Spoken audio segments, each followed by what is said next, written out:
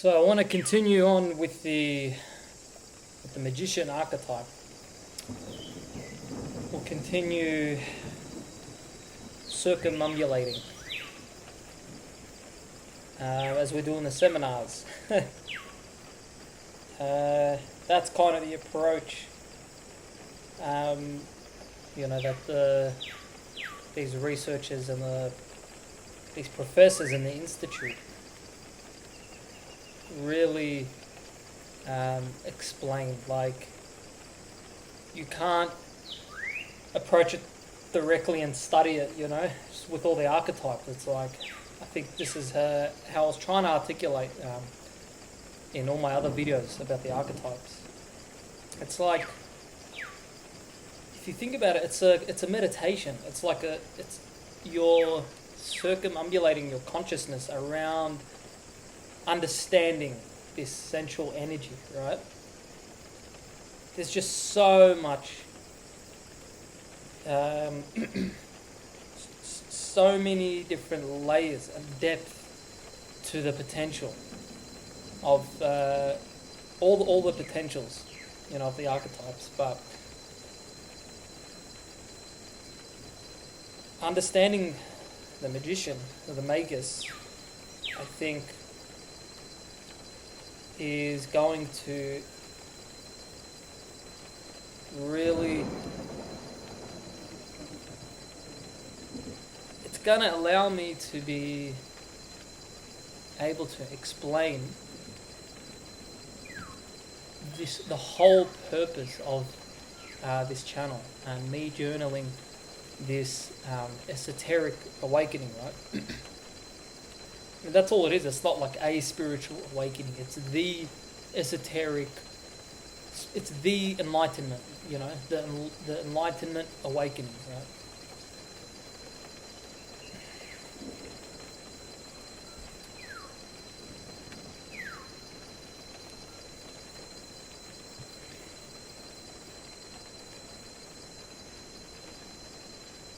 I gave up trying to structure the delivery of how I'm going to cover, all the aspects and just all the information and stuff that I'm learning about our psyche, and the subconscious. So I figured I'd just have like a gist, of just like a kind of a topic within a topic of how I want to deliver, which is this method of just circumambulating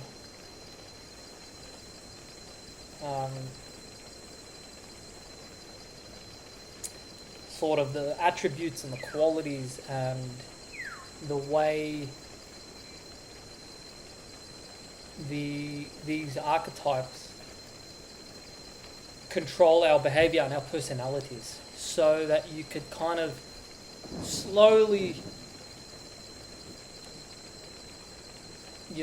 excavate your way through understanding what they are, what they represent, the differences between them, understanding how you're acting out, what your personality turns into, depending on what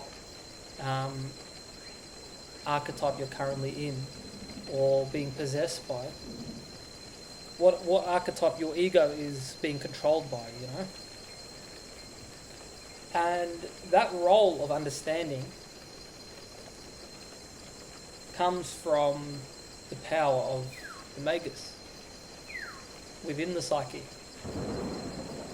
So I spoke a bit about it in the last couple of videos, about early development of the magus as the trickster, when we're children.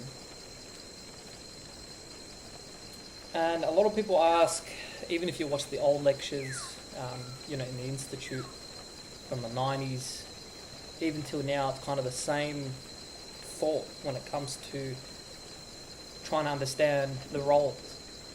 like, what's the role of the trickster? You know, what does it serve?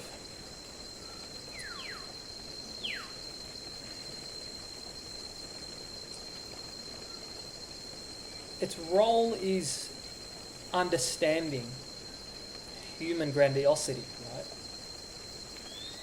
And its role in us as young children, well, it's to survive, right?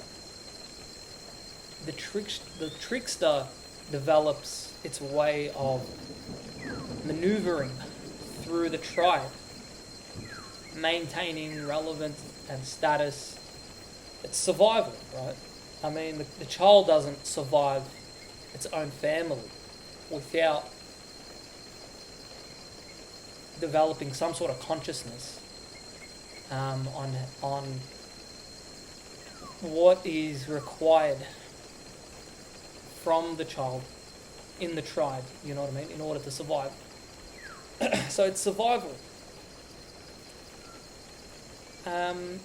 which leads into, you know, teenagehood and early adolescence. It leads into this concept in mythology called enchantment, right? Which in psychological terms is, it's like you wouldn't diagnose it as psychosis. It's the stage, I guess, before 100% psychosis. It's just denial, right? It's denial of just the necessity to mature, to enter through ritual process, right? So the immature magician becomes the sorcerer.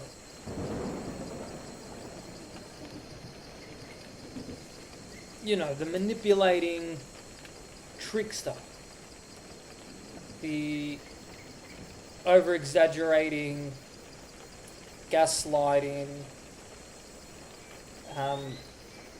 magus, right? It's a magus. I mean, it's a baby magician, pretty much.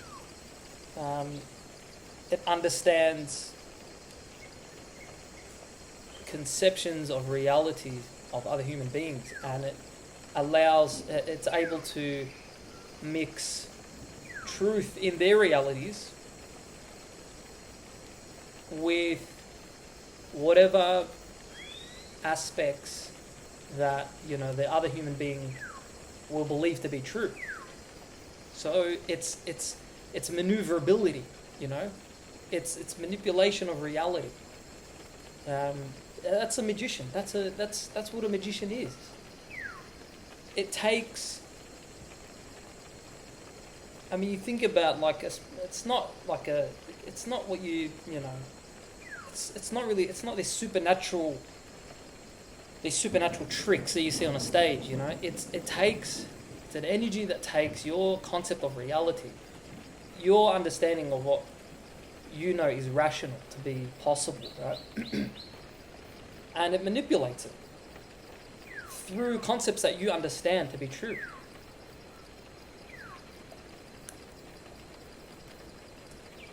This power and ability is developed through the necessity of seeing through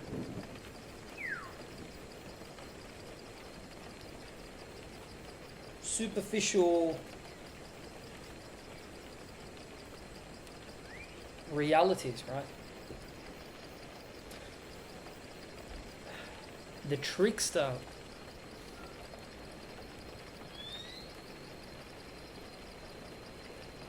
it's the trickster's responsibility to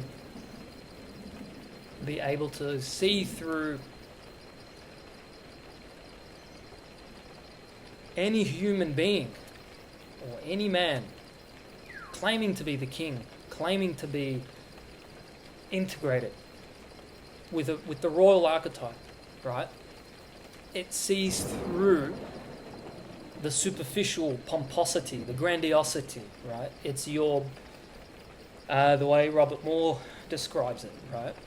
It's your bullshit indicator. He calls it the bullshit indicator. You know, whether it's your teacher or coach or your guru, you know what I mean?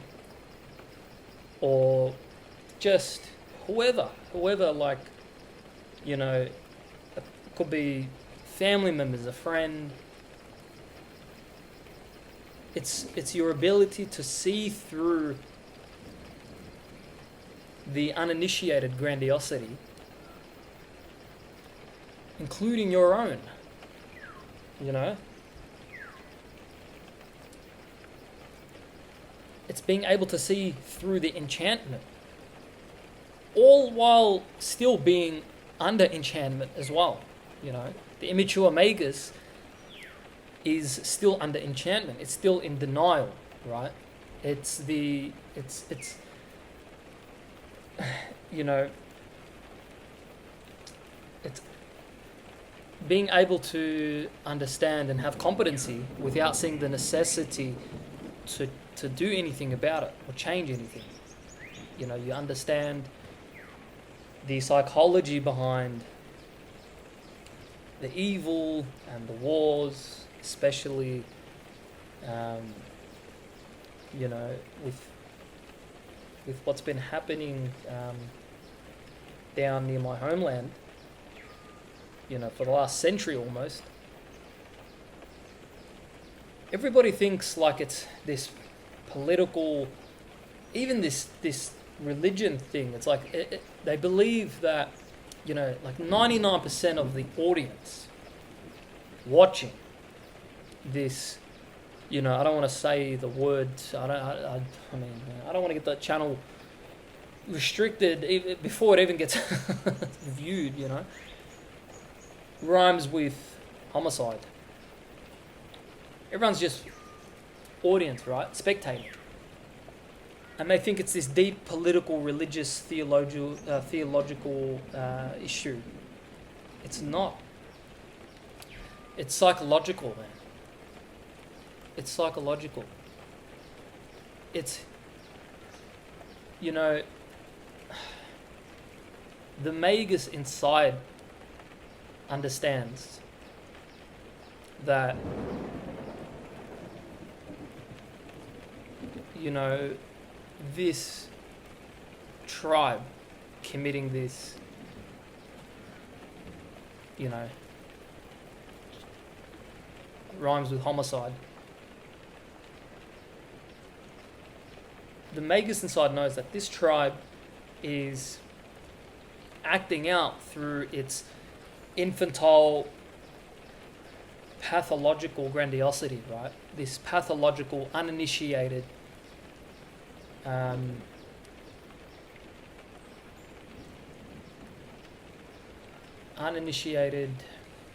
grandiosity.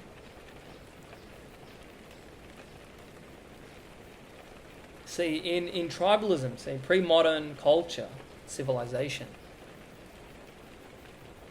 the tribes weren't conscious of their archetypal potentials, but they were conscious to the energies, right? To the king energies and to their magician energies. This is mythology. That's mythology. So all or most of the, you know, pre-modern tribal cultures didn't recognize human beings that weren't initiated through a ritual process into a mature tribe. They literally weren't recognized as human beings. So it was fine to, you know, come across, you know, some, you know, captives, you know, during their raids and you know, conquests, to use these captives as sacrifice in order to maintain, you know, their responsibility and due diligence to their gods and their religions, because it was just seen as their ritual offering.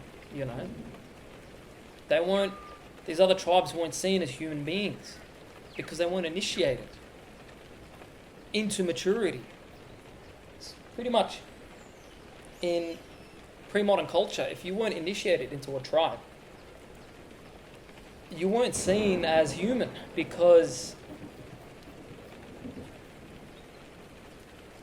it's fascinating. It's amazing how conscious, they weren't conscious to psychopathology, but to them that was their psychopathology. That when this grown human being was acting out in their infantile grandiosity for their own survival, this person wasn't initiated, especially the men, and therefore wasn't necessary to survive. You know what I mean? Or to live.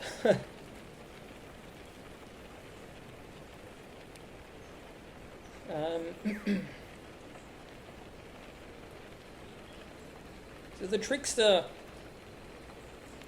sees through your own grandiosity, and its job is to remain on the earth, on the ground, right, on the floor of your psyche, and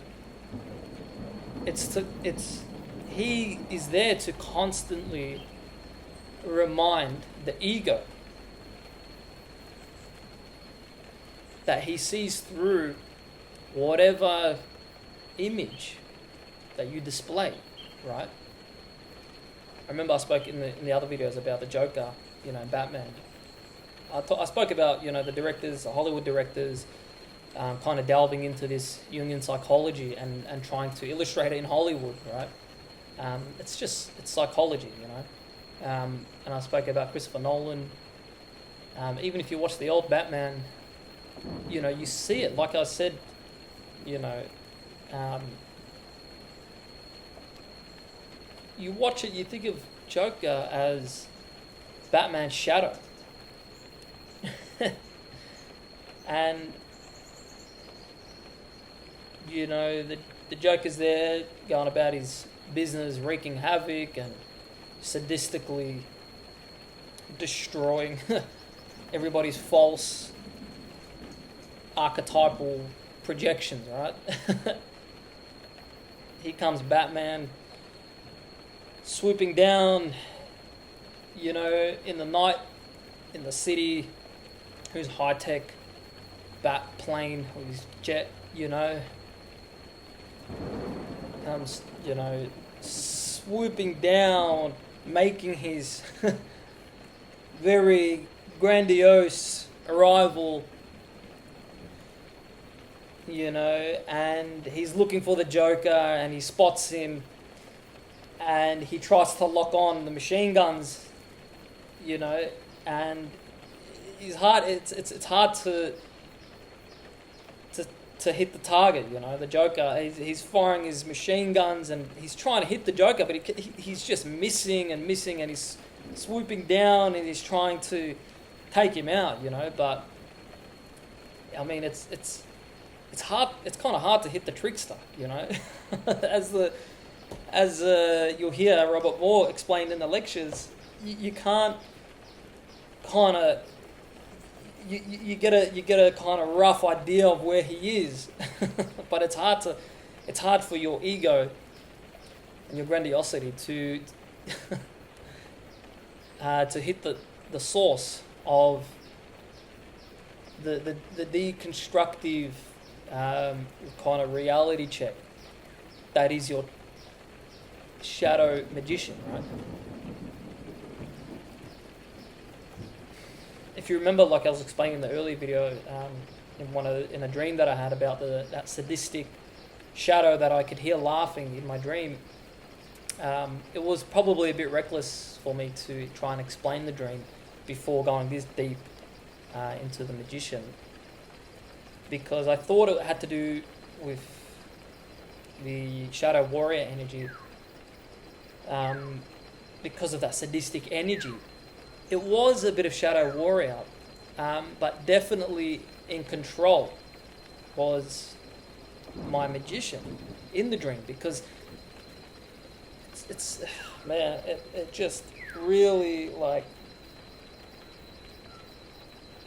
really wakes me up to this understanding. I can't explain the feeling of, it's just crazy. Like, as I was explaining in my dream, I knew that the voice laughing was me. It was my shadow, right? And it was laughing because it knew that I was trying to target it. Just like Batman, he's trying to target, but he keeps missing, you know? And the magician, you know, the trickster knows the ego acting out in its infantile grandiosity. And all it has to do is just take one shot. You know, like the Joker. He sees Batman swooping down in his, you know, his high-tech bat jet, you know. He takes out his pistol, fires off one shot, and shoots down Batman's plane. Crashes him back down to the earth, to the ground, you know. I remember listening to this in the lecture. I was just gone. I was hysterical, you know. He is the destroyer of the grandiosity, but his power is necessary to break the enchantment. You understand that it's your infantile grandiosity is the enchantment. I love using that adjective more than like psychosis or denial, because psychosis or denial, or psychosis is more a kind of implies a lack of control. You know what I mean? It implies more a kind of BPD, or more like a more kind of physically or mentally, it implies more mental disadvantage, more lack of control, right? But enchantment is like, you know that the person is kind of subconsciously aware of their enchantment. They're just not conscious to the necessity of breaking. You know, it's the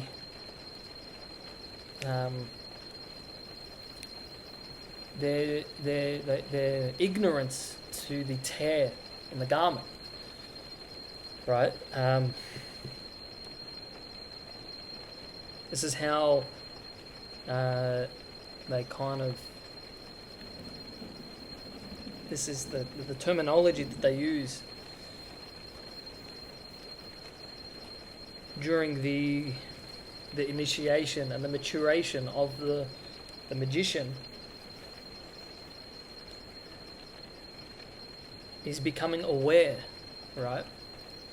And this is where I finally started to understand the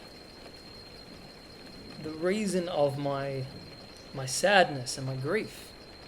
It's not, see, the mature man, integrated and individuated, you can't be integrated without being aware, right?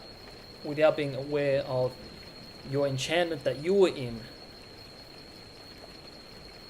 And without being aware of, you know, how bad the situation is. And without being aware of who is still under the enchantment, you know, your friends, family, 99 of the rest of the world, you understand the source of evil, this psychological catastrophe. It's not religion or politics. You know, they're trying to sacrifice all the humans there in Palestine, especially the kids, the children, because it's more of an offering, right? It's to their messianic gods. You see, you wake up when the mature man, when the magician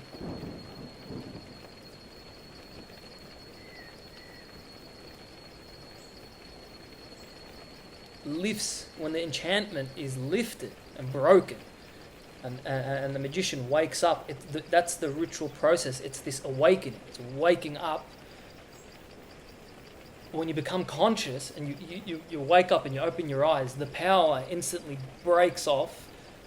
That projection of your magician breaks off and returns back into your subconscious and becomes integrated, right? Yes, it's maturation, but the awareness, now that you're conscious, when you become conscious, you bring the weight and the burden on your psyche because you're aware. Think about, like, the ignorance is bliss, right? It's exactly true. So this is what I'm saying. You can't be aware. You can't be a mature, integrated man without being devastated and sad and carry this grief, right? But it's not a depression. It's not a depression. You want to understand a man when it comes to his maturity. You draw the axis and you try and draw out how far he is into depression versus sadness, right? If he's very depressed, he's very manicky, and then very depleted. He's unaware. He's depressed because he's identified. He's identified with the evil, infantile grandiosity, and whether it's his religion or his tribe, he hasn't been able to break the enchantment and disidentify with that infantile, evil grandiosity. The man that wakes up, he matures and he becomes integrated, but now he knows where he lies.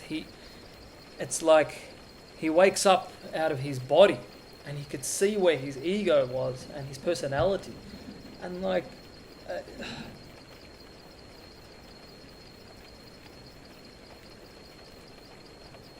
it's like I spoke about, I think, one of my other videos. It's the hero's sacrifice,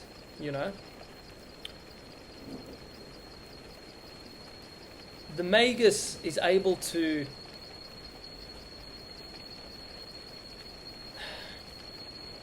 steer the warrior into sacrificing the hero so that the warrior could be initiated. And when the warrior is initiated and integrated,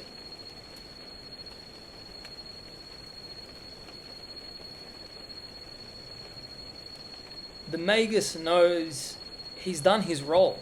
He's fulfilled it. But remember, this is the only conscious archetype. So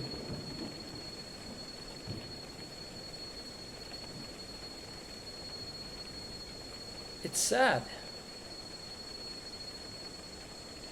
He feels sad.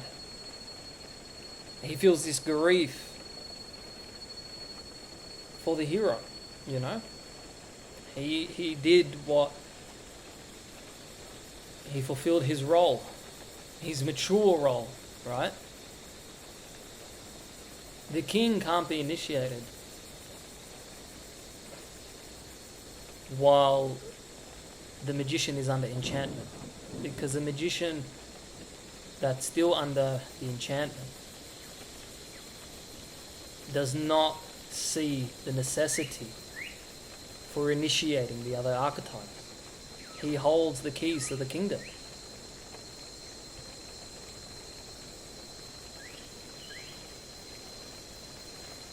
You know, that's what the immature magus, that's all they want to do. They want to study the war. They want to study the GENOCIDE, right? Without doing anything about it. They understand the cause. So they understand the solution and the resolution. But they don't feel that the warrior is necessary to come online, to fight, and to put in the work. They just want to understand and study and move on and keep studying and researching and researching. They want to study the famine, the starvation, the evil. They just want to learn. They want to know the reasons and the causes, and they don't feel the necessity. They don't feel responsible. There's no king, you know? So they don't feel the responsibility for any ego or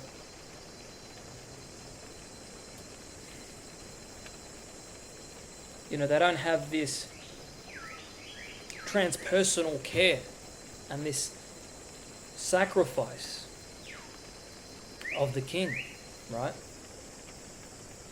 The magician knows when the king becomes integrated, then all grandiosity of the ego becomes sacrificed in order to create cosmos.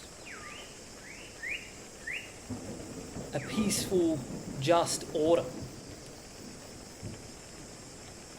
But the cosmos can only be built within the sacred geography of the psyche that the magician initiates, right?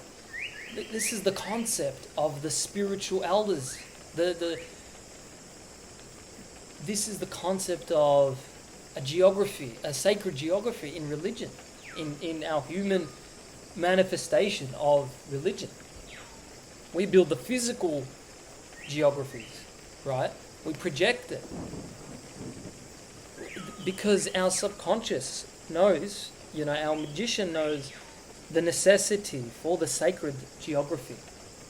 It knows the space, the sacred space in the psyche. That's there. His job is to map it out and integrate all the energies into the space so that the king can use the space to create cosmos.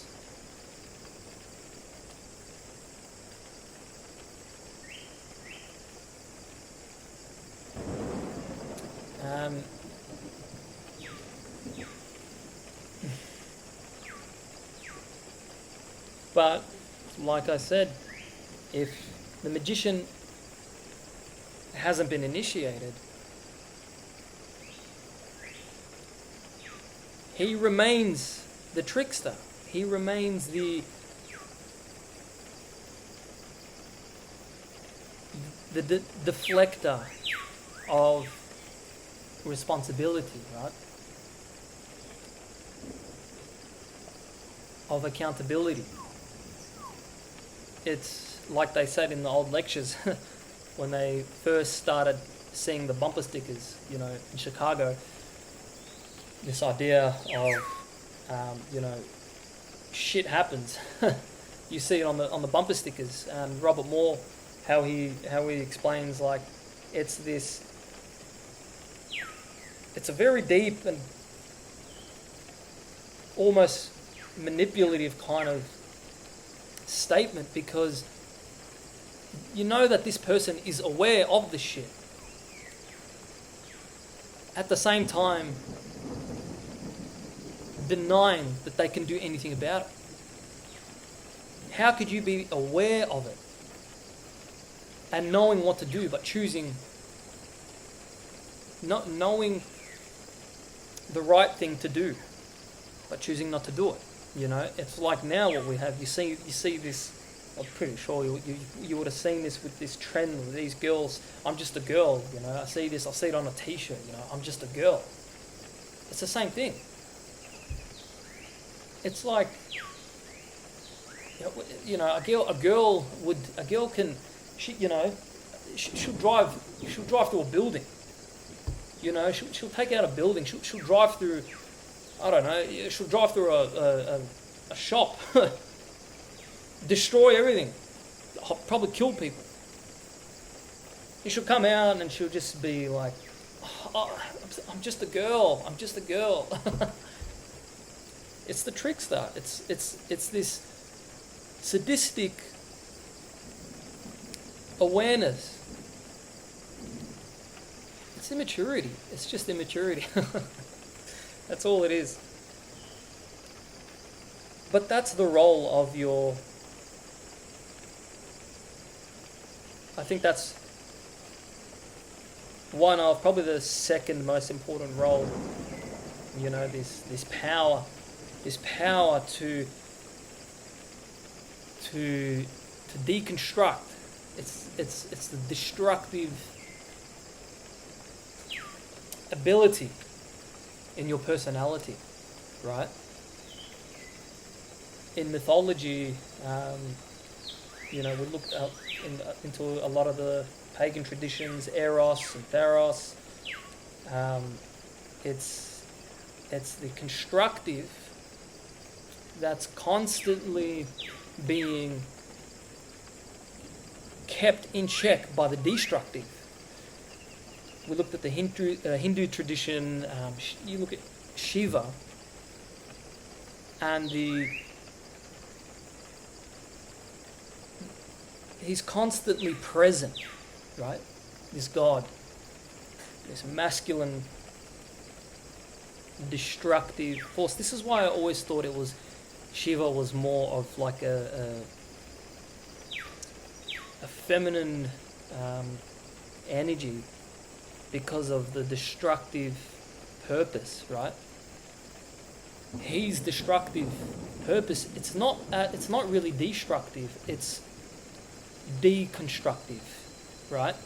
He is a destroyer of grandiosity. He's a destroyer of false gods.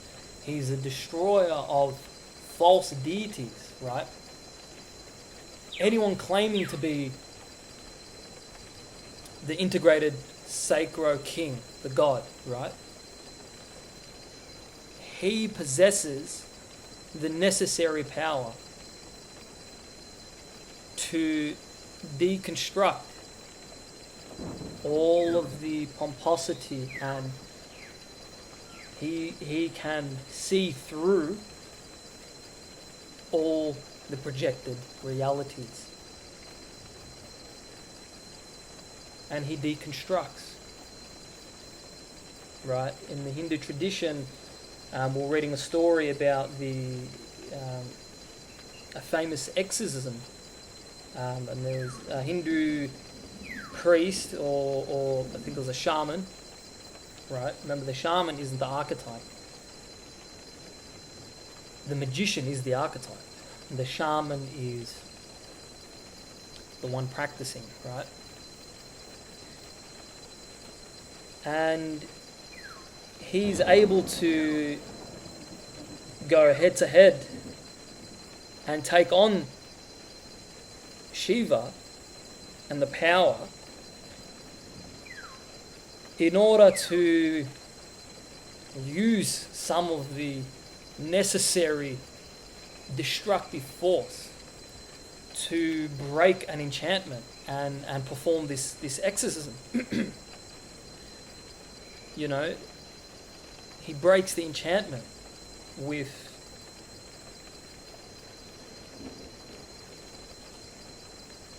the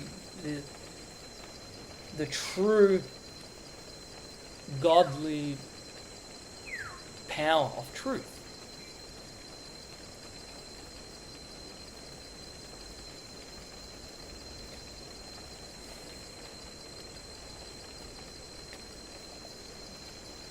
It's over 40 minutes.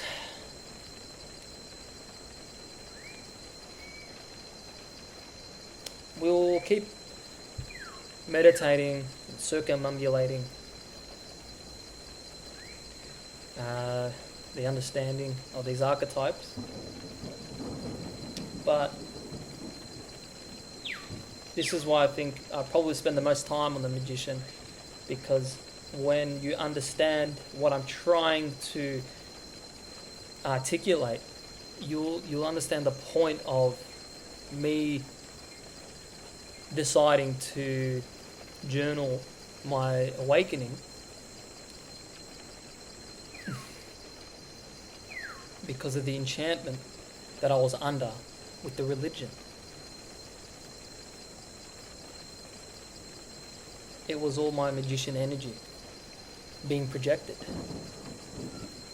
And I got in touch with the Shiva.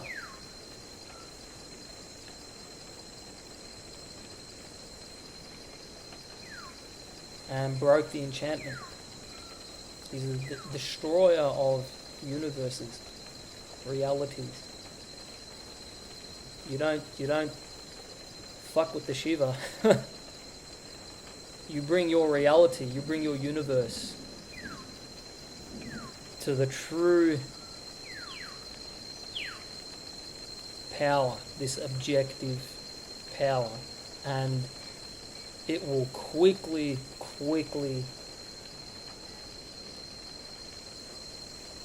humble your entire reality.